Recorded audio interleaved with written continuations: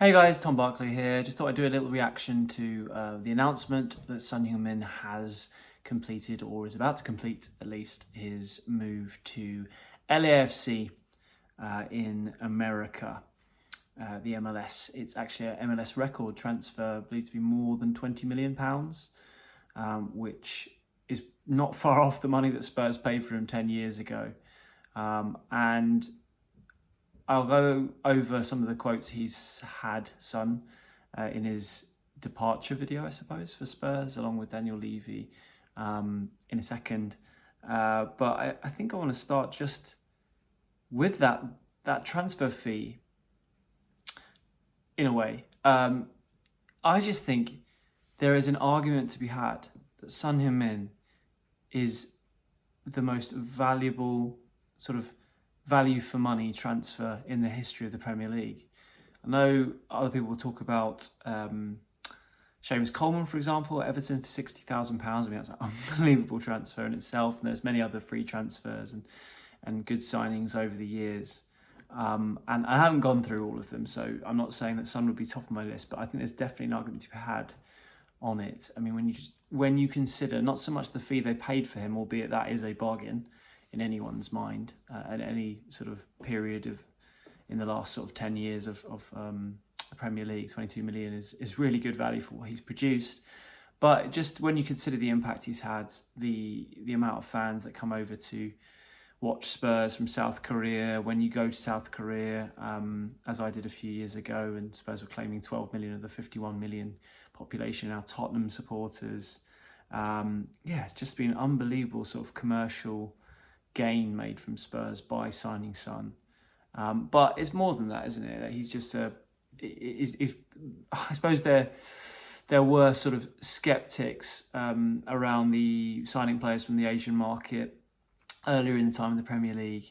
Maybe there are still now, given that the sort of potential commercial revenues that come with it. But Son's success on that front is not, I don't think, is really to do with, well, obviously there's a certain element of him being from Asia why there's such a massive interest in him, but the fact that he's had such an impact is because of him being such a quality player. And he has been. His numbers speak for himself, or for themselves. 101 assists, 173 goals, and amazing goals at that. When you consider some of the finishes over the years, obviously the Puskás goal in 2019 or 2020 was the award. 2019 against Burnley was the goal where he ran the length of the pitch, unbelievable goal. But so many of his goals are just lovely to watch. They're not really Michael Owen tap-ins, as I think I said last time. Brilliant player. So he's just been an unbelievable servant, and it's quite fitting that he leaves with bringing in a serious amount of money for a player of his age as well. Not that it's really about that, but I guess it's the mark of the man as well, that he's such a good player still, that he can generate that kind of income for the club.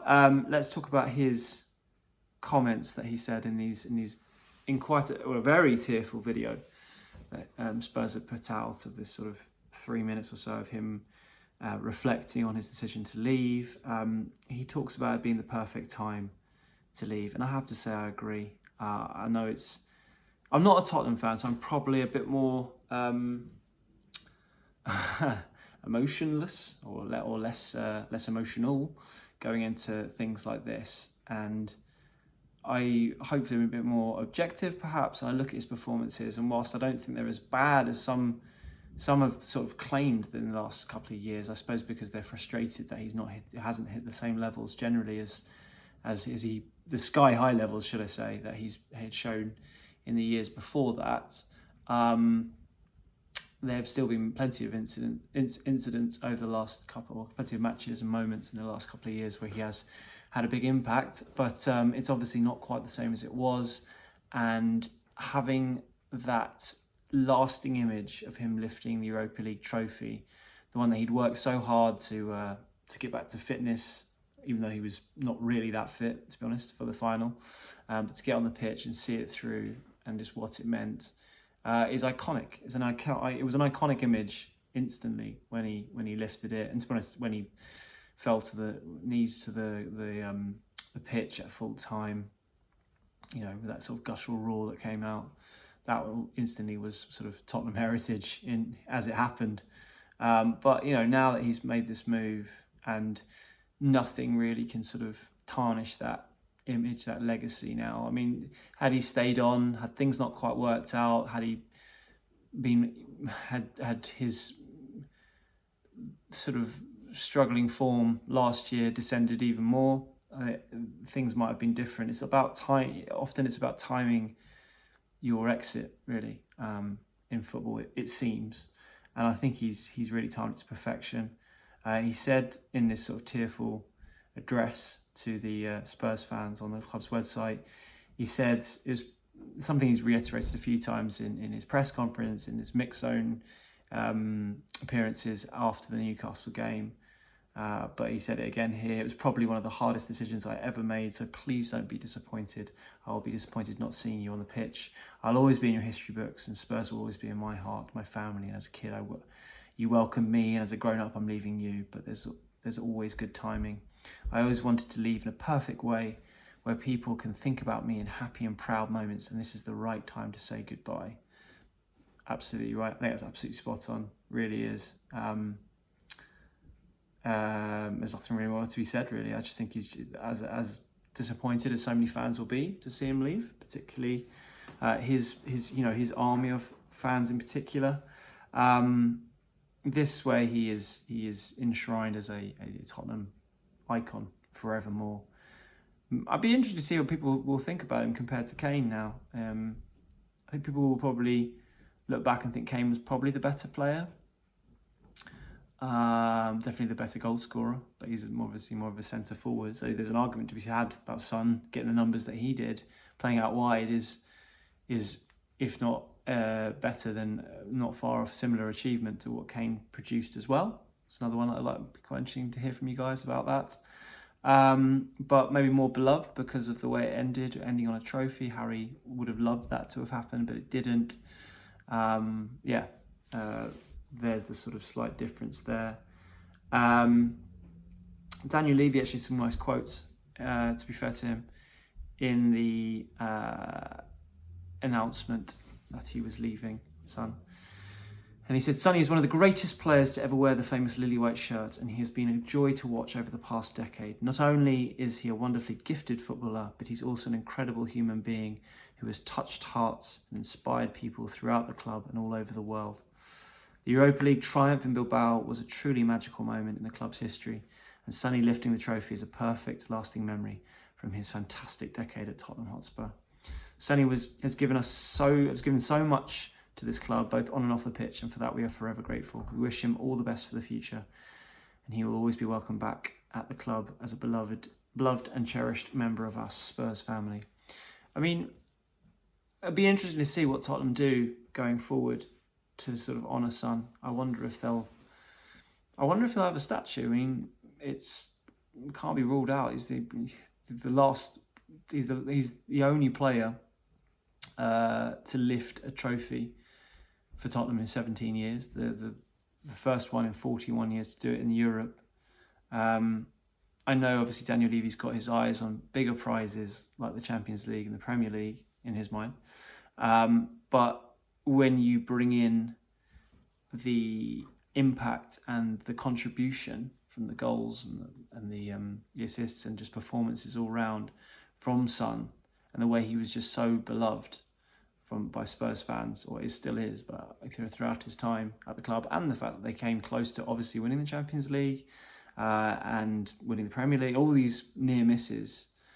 So it wasn't just like a one-off Europa League victory during his time there. Spurs have been very much in the mix, just obviously not near it in terms of the Premier League and the Champions League in the last few years, but generally particularly during the Pochettino years, were one of the most competitive sides.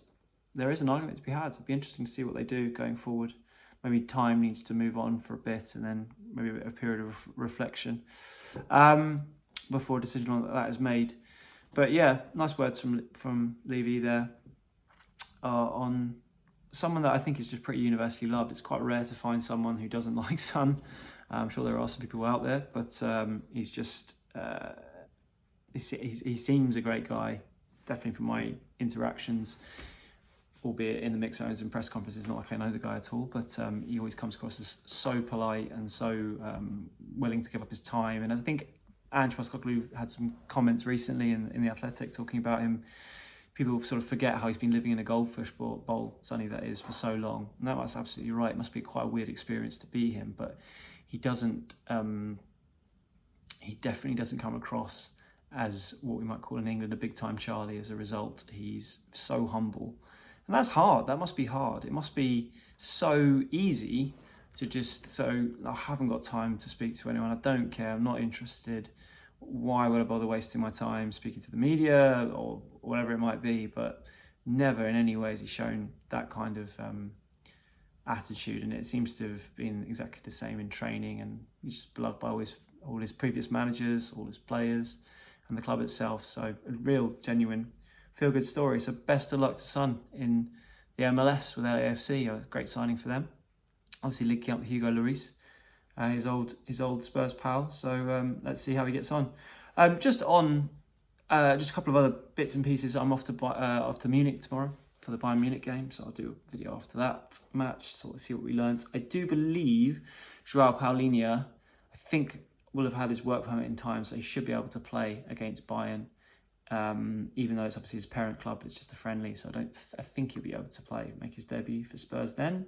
And also, talking of South Korean players, obviously Son being the legend that he is, his, I guess, wannabe, Yang Min-hyuk, the 19-year-old who was signed from Gangwon completed his signing at least in January, went on loan to QPR last season, scored 2 goals in 14 appearances. He is due to go out on loan again and is due to go to Portsmouth, who are also in the Championship. So fingers crossed he gets plenty of game time and really adds some experience, because the brief bit we saw of him at Luton, I think the other day, he was one of the only bright sparks from a very, very boring game. And he's got a lot of energy and enthusiasm, electric pace, and if he can really get regular game time in the Championship to sort of toughen him up, I suppose, that might go a long way to hopefully seeing him succeed at Spurs, if he is to at some point.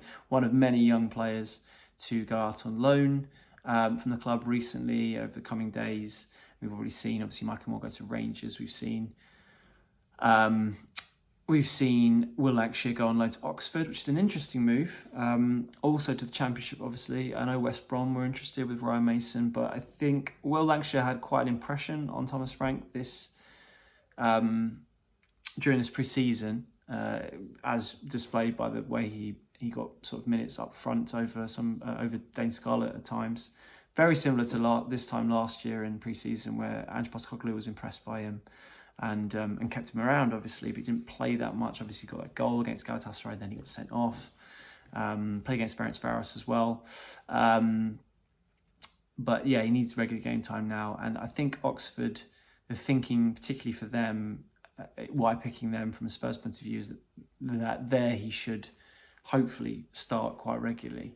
At Oxford, you never guarantee anything, but that's the feeling, because obviously at West Brom, even though they were interested in bringing him back, he didn't actually start that many games during that loan last season. So yeah, hopefully for him that will happen. See, Jamie Donnelly's gone to Stoke, which is a good move. That one, that's a step up. Obviously, Leighton Orient made such a great impact, but nice sort of progression for him. And then I suppose one of the big decisions over a young player is Luca Vuskovich. I've said sort of consistently, I think the Bundesliga is a big possibility for him. Hamburg definitely one of the clubs who like him. There are other clubs, in other countries who are interested. Spurs generally don't want to have any options or obligations. They just want to sort of straight loan him out to give him more experience. I think that may start sort of hotting up over the next few days, maybe in the next week, if they are to loan him out, which in itself, based on his performance at Reading, is not a definite, but they obviously have a lot of players at centre-back, and with the way it's going at the moment anyway, with Romero looking like he's probably going to stick around, but we'll have to wait. Let's not counting chickens until the end of the window. It feels like there's a lot of players, a lot of competition. Obviously Rally Dragazin having his number changed to number 3. I think he's going to be a player that Thomas Frank's looking to use quite a lot, or definitely be involved. Then you've got obviously Van de Ven, Romero's presumably his first choice front two, and Kevin Denzo, who's very much in the mix as well. That's 4 players before you even talk about Ben Davies, who does seem to be more of a left back in Thomas Frank's thinking. It's interesting, particularly obviously Dog is injured at the moment. We're waiting to hear on how long that's for, along with obviously waiting for see how long it is for James Maddison as well. Sort of fearing the worst on James Maddison, to be honest. We'll wait to find out on that one. But yeah, with Udogie injured at the moment, you'd think, okay, that suddenly just leaves them with Jed Spence at left back and potentially Davis. Would they move for another fullback? And listening to Frank's quotes the other day, I wouldn't be expecting that, to be honest. I think he sees Spence and Davis as the other 2 options there, and I think he's kind of covered. So I presume if Spurs are going to sort of look to move for some more players, it's probably more likely at number 10. We already knew that with Morgan Gibbs-White, which obviously didn't happen. And that was before James Maddison picked up what is looking very serious looking injury. Fingers crossed it's not an ACL, but we'll wait to see on that one. It's probably going to be something that's going to keep him out for a while. Frank's already talked about it being a bad injury. We don't know yet. We're not sure on exactly the outcome of that one, but I think it's fair to sort of fear the worst, be bracing yourselves for fearing the worst, but we'll see. I don't know. It doesn't look like a fullback's coming in. But anyway, this one's mainly about Son. I guess I've been slightly repetitive with some of the other videos I've done on him, but hey, it's Son. He's an absolute icon. Doesn't happen very often that a player like him, if ever really, or any player has that much of a connection with one club these days, let alone a player who's come from abroad rather than coming through the academy system. And Son walks out an absolute legend. I completely concur with him about this being the perfect time for him to say goodbye. And get that statue built, Spurs. Cheers, guys. Let me know what you think.